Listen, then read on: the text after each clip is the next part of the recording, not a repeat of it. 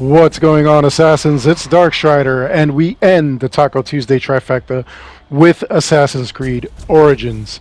Now, we have Anubis as our normal mode god, which means that at level 40 we could begin these fights, and Anubis will be level 40 as well. He will also grow with us, so if you have the DLCs, he will go all the way to level 55, which is the max that they have for the DLC. And his minions will also follow suit.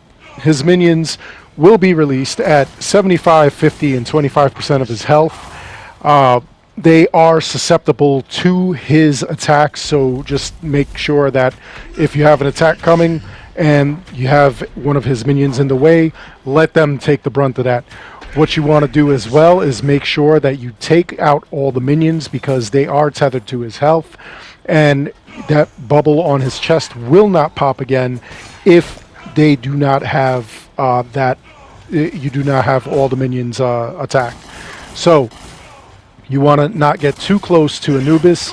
That'll hurt you. You don't want to go too far outside that yellow line, otherwise you will reset this fight. You pick up all those bags that you see all around as you're running around, and you continue to shoot the bubble on the chest. His attacks will be the two fiery jackals that he shoots out. He also has his minions that will turn into a kind of circle of shadow and fire. That'll harm you. He has the bone cages to trap you inside of those things, and then he also shoots a wall of shadow and flame, so you want to be really careful about all that stuff and like what he's doing with it. So you want to just keep pounding away, and eventually at around 10% of his health he will give up and you will win.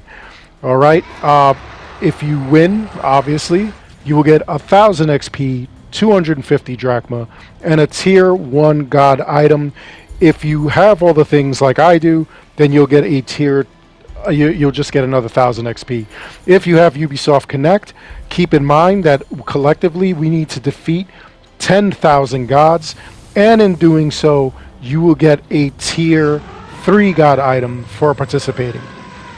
Next up we have Sekhmet. Sekhmet is our hard mode god, which means that she will be 3 levels higher than our highest level, as will her minions, so keep that in mind.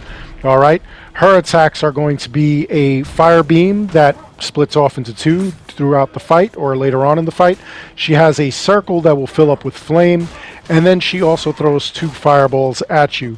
Now you want to again avoid all these hazards. You also want to just keep in mind the flow goes the same as it does with Anubis.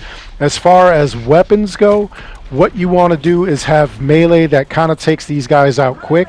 I have health on hit, health on crit swords, which I got from the gods.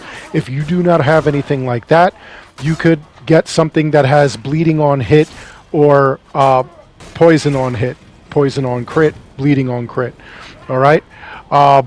You also want to use that on her as far as ranged weaponry goes, so that way once it connects it does damage over time.